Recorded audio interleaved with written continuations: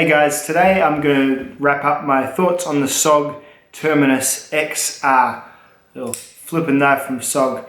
It's come out this year pretty recently to, a fair bit of, yay, SOG's back. This is, great new knives from SOG.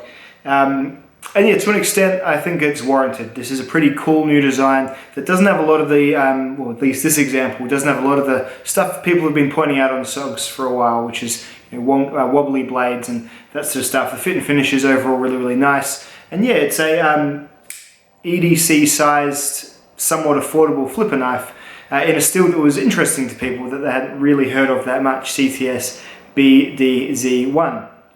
What I'm going to do is I'm going to take it down to tabletop. I'm going to talk a bit about what I like about the knife. I'm going to talk about the steel. I'm going to talk about all kinds of things, and maybe you might form the opinion that you want to buy this knife from this review, or maybe you'll form the opinion that you thought you wanted to but you don't. Or maybe you don't know why you're watching knife reviews because you logged onto YouTube to see My Little Pony cross Dragon Ball Z mashup music videos. Either way, I hope I have something here for you that you'll enjoy. So this is the SOG Terminus XR. Talking about the basic specs, you've got a total length of 7.2 inches, a blade that is just under 3 inches long, and you've got a weight of 3.2 ounces or 90 grams thereabouts. You've got a 2.5 millimeter thick CTS BDZ1 blade, that's 0.1 of an inch thick, that is openable with thumb studs or with the flipper tab just here.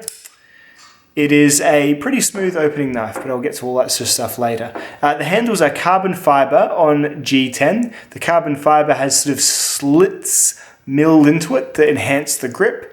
And then the G10 is under there, going all the way through to the milled out liners that are stainless steel. And you've got a black G10 backspacer here, a deep carry pocket clip, which is very effective.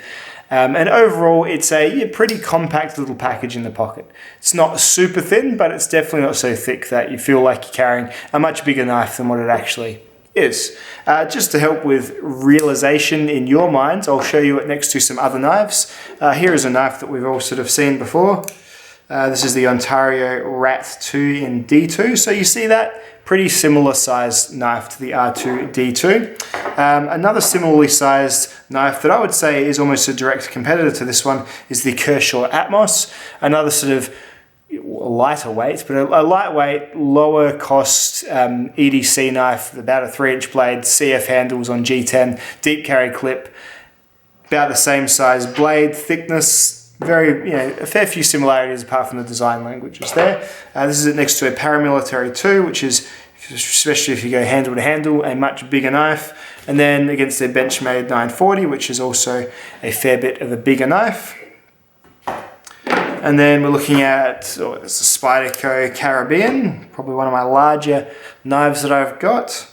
And then let's look at the Cold Steel Spartan there, which is a much bigger knife than the SOG Terminus XR. So let's talk about what I like and what I don't like about the knife. For a start, I like what they've done with the blade. They've given it a fairly reinforced piercing tip thanks to the swedge. They've made a nice thin stock, the 2.5 millimeters, and they've done a pretty high saber style grind. It is a flat grind from here down to the sort of V edge bevel, which currently I have as a mirrored sort of KME style edge. So it cuts really, really well. It's a great food knife, if the food is long enough, of course, and a good overall performance, slicing blade. Thickness I think is about fine for an EDC knife, and this one here they've done some intelligent things like keep the thumb studs out of the slicing path, all that good stuff. They've given you a little sharpening choil. Overall, it's really well done. They've gone and given you 2 different finishes, so the blade has a satin finish and there's a machined finish on this top and this bottom part here. Overall, a really handsome blade that's easy to sharpen thanks to the flat on my grip system, like my KMEs, if you have a Lansky, all that sort of stuff, Edge Pros. Nice flat surface to grab onto, so you'll be able to maintain it nice and easily, and got a good combination of flat and belly, about the ideal 3-inch EDC blade shape and thickness, in my opinion. I really, really like how they've done the blade in this one. Also cool is the new XR lock. So this is not the arc lock, this is the XR lock, which is sort of a rebranded and re-realized axis lock. So you look at the Benchmade axis lock, usually it's characterized by like a nubbly style knob and a little space in there. They've gone and put this black switch over the top, which I guess covers the space as well, which I guess is good for grime and gunk, but really it's just sprung there so it keeps the lock pressing against the back of the blade tang. The back of the blade tang has a cutout that this lock bar that you pull back and forward slides into. You can use the lock to deploy the knife. You can also flip, or if you're really old school, you can use your thumb stud still. No worries at all. But yeah, it's a great lock. It seems definitely strong enough for everyday carry purposes. I'm sure it's not a cold steel triad lock, but it's absolutely fine for the purpose that they're intending. And it doesn't interfere, unlike some axis locks that Benchmade have tried earlier, it doesn't interfere with the flipping action. They've got it dialed in very, very well. The detent that it causes is strong. You don't obviously need a detent ball because the sprung bar does the trick, but you can't shake this knife out or anything like that. It's executed really well. The lock is great and it works really well in conjunction with the flipper system.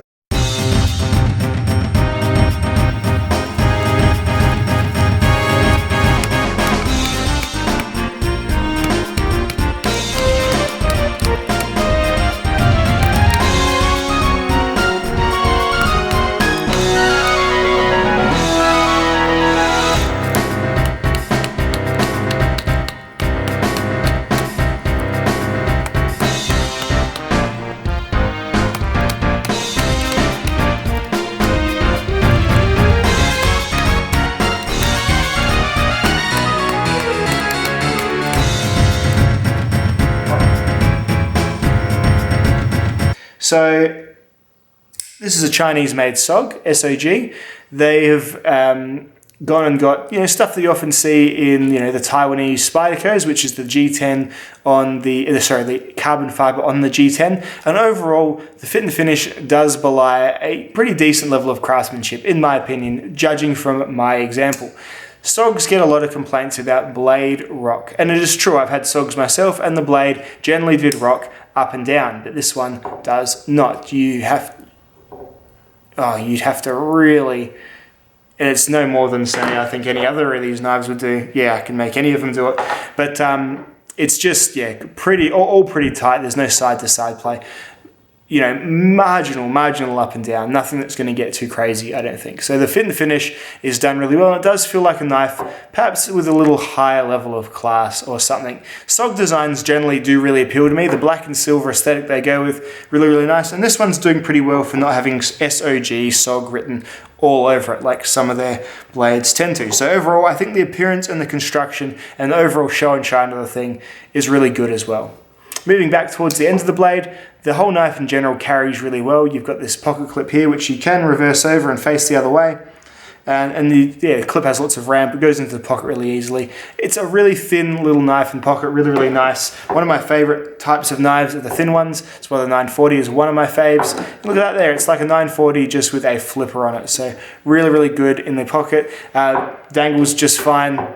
Pocket pecker factor is pretty low. It's a pretty stumped off little flipper tab there. Really, really good.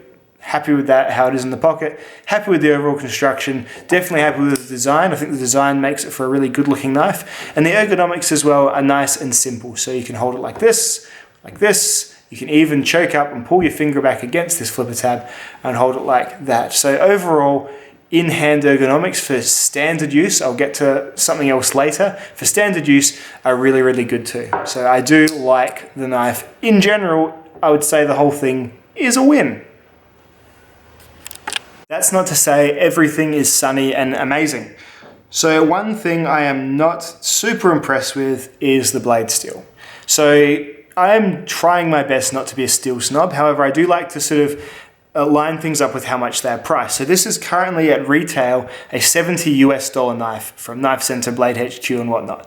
The Atmos here is about a $35 or $34.99 knife, so a much cheaper knife. The steel in this, the CTS BD Z1, is basically 8CR13 MOV. And I'm talking on an elemental level with what the steel is made of and the parts involved in it. Very, very, very similar to 8CR13 MOV. The heat treat, they're saying it's cryo-treated, which I guess is is it a better? I don't know if cryo equals better. It's a different way of treating the steel. And it is the same steel that was in these Gerber strong arms in BDZ1 last year, the Amazon special ones. Now, this was a great steel for this fixed blade knife. I actually found it held an edge for a good long time on the workshop. I think it actually held an edge a little bit better than even this SOG, which is interesting. And this is Gerber's whatever heat treatment I guess they've done in America. Really, really fine steel for this fixed blade. Really tough. I've done crazy stuff with this Gerber. I've tried to break it and it hasn't broken. So it's absolutely fine for that purpose. However, for this EDC purpose, well, I've done some things that are for the video and I've just used it. In the things I did for the video, I've not been super impressed. For the price, again, holding an edge for 65, I think it was 65 cuts on the workshop and the factory edge, that's good. It's fine. But it's fine on a knife that costs half the price, in my opinion. I would prefer to double the price of this knife to get a steel that's just a little bit better, even something that's like the 14C28M that's going to be a bit less rust prone even. Because that's another thing. It's not the best on edge retention, and this is rusted pretty easily. So I did a rust test on it, which obviously I'm trying to make it rust, and it was one of the weaker ones in the rust test. I had one non-stainless steel and 4 stainless steels, and it did the weakest out of the stainless steels. And then I cleaned it off and I did an alcohol swab on it, so I sort of reset the knife, and it did reset. And then I carried it in my shirt pocket for a day, and it turns out that peat sweat is particularly corrosive to CTS BDZ1. There is rust on here that I can't wipe off with a simple alcohol wipe or with even with the rough side of a sponge. So the rust has formed quite easily and has been fairly stubborn.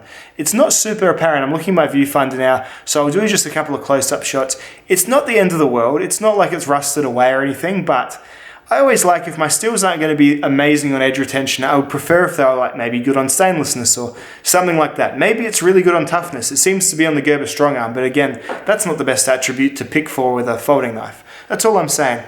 And the one thing that doesn't quite sit as well with me is that the Terminus is in CTS BD1. CTS BD1, so this is BD1 without the Z, without the Zulu, without the Z. That's a higher carbon steel by a considerable margin, and in my experiences, that's performed fairly well. Like performed, easily walked with VG10, if not even a bit better, in the edge retention and in the stainlessness. So, just not super singing praises on the steel, but this is me, a steel nerd. You might not be a steel nerd. You may be just using this for more of a fun knife.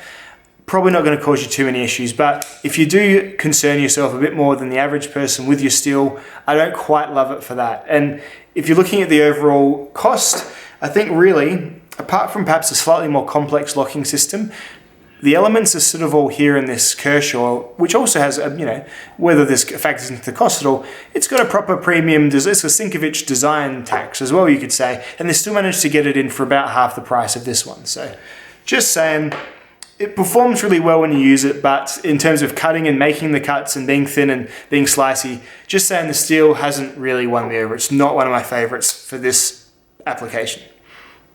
Look, the only other thing that I really don't love is that the flipper tab, and this is when I was using it for my rope cutting test, which isn't something that I expect you all to be doing. When I use it for my rope cutting test, it digs into your index finger to the point where it's rather sharp and it actually gives you a little bit of a callus on your finger. And this was, me cutting, I think I did about, within the same test, I did about 300 rope cuts with a knife over 3 different tests. But yeah, getting a good solid grip on it either way.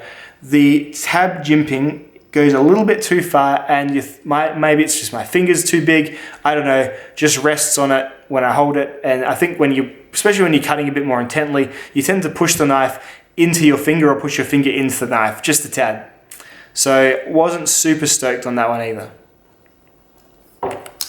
And there we go. That's all the bad I can really think of this knife. Mine came very well fit and finished. I overall really like the design. I think it's a good looking knife, as most SOGs are. And yeah, generally ergonomic, seemingly classy, feels kind of a bit more upper crust than, I guess, even this Kershaw, which I know weight is a stupid thing to think that makes knife quality, but it does feel a bit more robust, a bit more stout. You'd probably get a bit more long-term durability out of this, as in, is it less likely to snap in half than this one? Possibly. But I do sort of struggle to see double the value in this knife than this one. They're both Chinese made. They're both using steels made of very similar elements. They're both using a bit of CF on G10. I don't know, not quite seeing the awesome value here. SOG, I would rather have seen it maybe a little bit cheaper, or upgrading it to that BD1 steel, not the BDZ1 steel. So that's my thoughts on this. It's definitely one of the better SOGs recently, but a couple of steel nerd things. There's more of this guy's issues than this guy's issues. Really keep it from becoming like a real winner for me. I just think the price, I would like to see it a little bit lower. SOGs generally aren't the cheapest on the market, but I think at the $70 price point, there's a few probably better options even still. However, it's still a really fun, fidgety, flicky, lightweight, definitely a good slicer, a good cutter. There's a lot to like here. Just not my absolute favorite so far. Anyway, that's all it is for today. That's the review. If you've got a different opinion on the knife, let me know, or hey, even better, film your own review and show us about it. So I'll see you all in the next video. Bye guys.